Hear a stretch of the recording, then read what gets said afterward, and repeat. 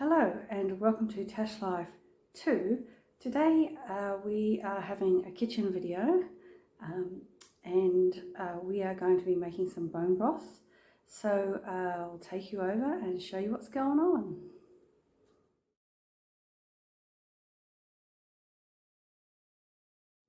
Okay, so for today we are making a beef bone broth. We've got a slow cooker, some organic apple cider vinegar with the mother.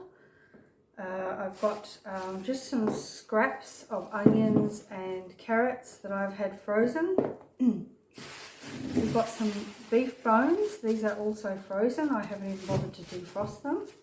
An onion, some old bits of celery that I had in the fridge, and just some water. The benefits of bone broth are very great. You get collagen and all the good stuff from out of the bones that help you with your joints and your skin and your gut and all sorts of things like that. It's really good for you. So we're going to make that today. Let's get these out. The first thing we're going to do is put these in the slow cooker. You can roast them first if you want. It is supposed to bring about better flavour, but I don't bother. I haven't even defrosted them. They're just, you know, going straight in frozen. Oh, they're singly wrapped, are they? So they look like big.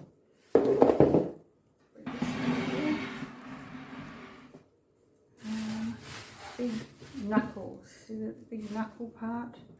So I'm just putting them in.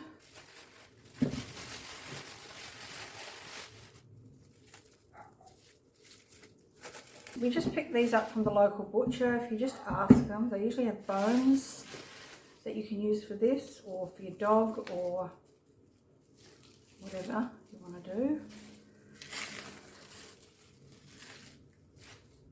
Right, now we are going to put some water in here. This is just tap water. I guess you could use filtered water.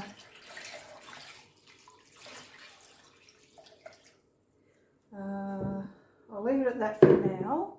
And you want to put, I don't know, 1/4 of a cup-ish in here. And what this does is it helps for all the calcium and the collagen and all the stuff that we're getting out of the bones and the marrow and all the connective tissue and everything. It helps to leach it out of the bones so that you can get more of it in your soup, in your broth. So I'm just going to do this. Just going to guess how much is in there. And we're just going to let that sit for about 20 minutes or while we're doing the vegetables and stuff. So this is just scraps that I've chucked in a box as I'm cooking dinner and frozen it. So it's just like carrot peels, carrot ends, the outside of the onion, and I'm just going to chuck that in.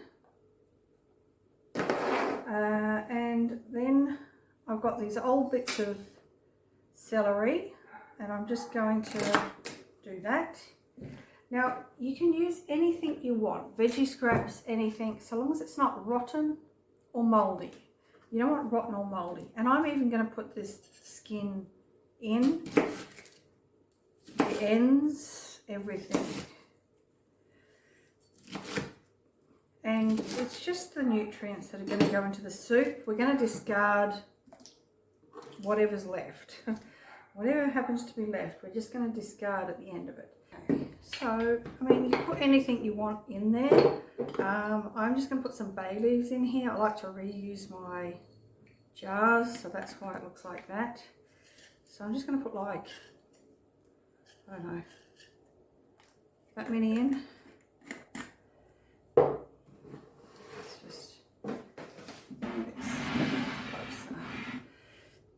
This is coarse milled black pepper, and I'm just gonna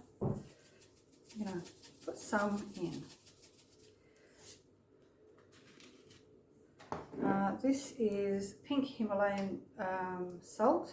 It's not actually this brand. I just take it to the pantry shop and refill it all the time. So I'm just going to have a good grind of this.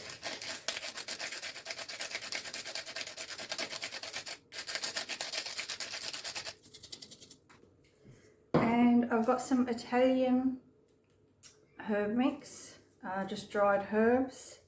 And we're just going to put some of that in. My cat is meowing to come in, so I'll just let her in. And I've also got some garlic here. This is left over from when I planted the garlic. So we'll just chuck some of these in, you know, as we use them up. And I'm just going to chop them in half. And I just chop my nail.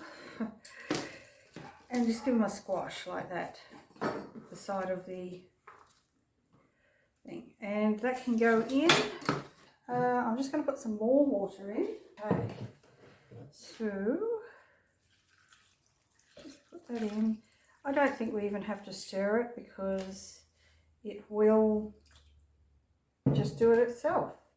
So, we're going to put the lid on that and we're going to cook it for, it is now 20 past 1. I'm going to cook it until at least tomorrow morning. At least tomorrow morning. Probably after I take the kids to school sometime, and I will come back and show you what's next, what we do next. So yeah, I'll just go plug this in and that'll be it till tomorrow. So I actually cooked this for 18 hours and then I turned it off, and it's been turned off for about 5 hours, 4 or 5 hours. So I can touch it, but it's not starting to solidify yet. So this is what it looks like. What we're going to do now is I have a stainless steel strainer, and I have just a bowl, and then I've got this, it's an empty yogurt bucket. I like to use these, they're just handy, and some tongs. So what we're going to do is we're going to take all of the solid pieces out and put them in the bowl. So this is what you can see all the, it's quite sort of porous now. And I put it in the bowl and more juice will come out of it while it's sitting in the bowl.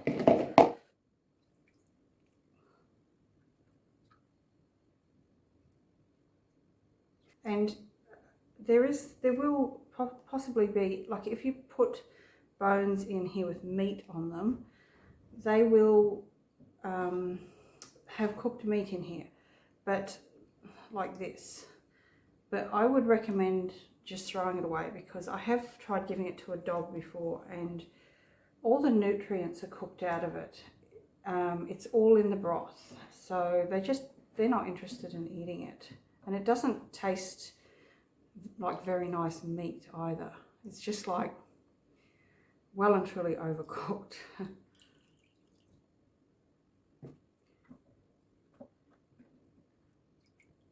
Sometimes you'll get bones that are just falling apart as you pick them up. Sometimes that does happen. These are quite solid bones though, so they're holding together quite well.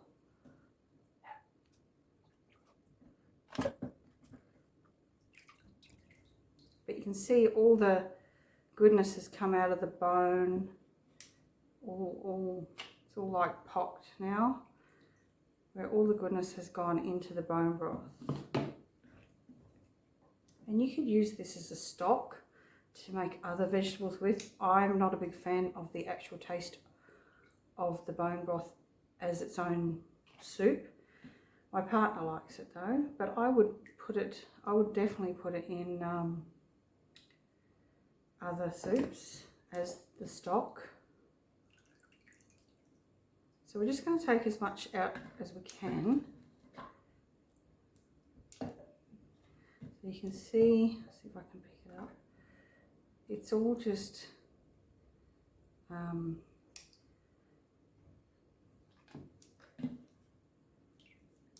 the apple cider vinegar helps as well for more of the goodness to come out of the bones.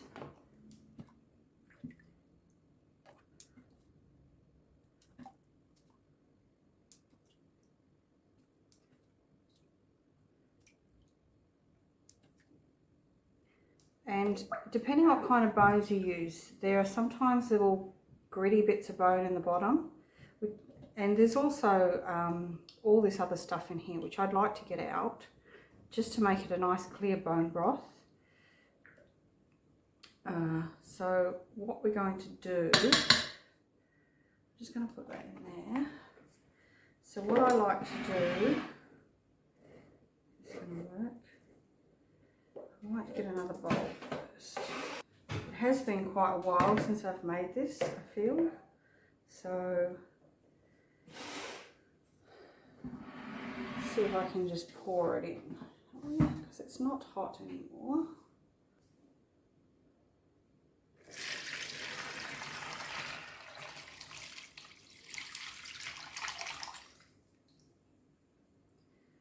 So as you can see, there's not really anything much left in there.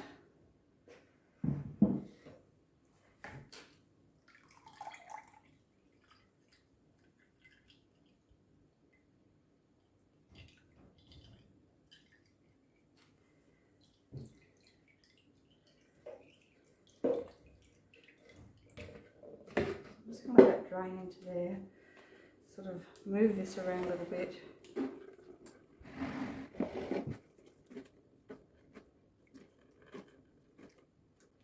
I'll just let that drain a little bit because there is more coming out of it.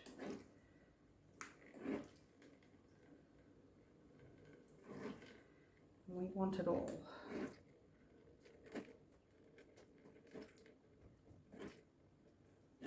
I did used to try and mash it against the sieve, but it's really hard to clean after doing that, so I try not to do that anymore.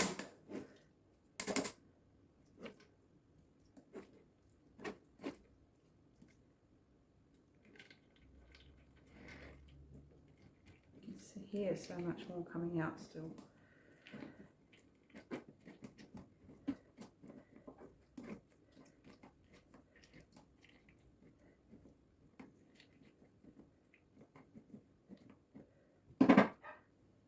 So that's how much just came out of the stuff.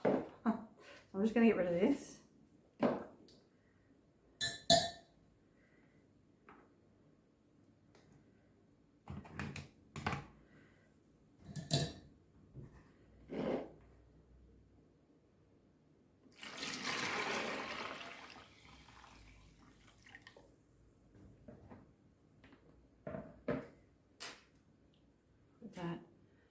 That is so satisfying to watch. I'll just put the rest of it into this, just because there's only a little bit. Now I did, when the volume of the water went down a little bit, I did add a little bit more water, just to top the slow cooker up a little bit, because it does lose some moisture. And also as everything sort of breaks down. So as you can see, there's a lot here that's draining out of this. So what I'm going to do is I'm just going to put that into here. I'm just going to take these out again, thing on top.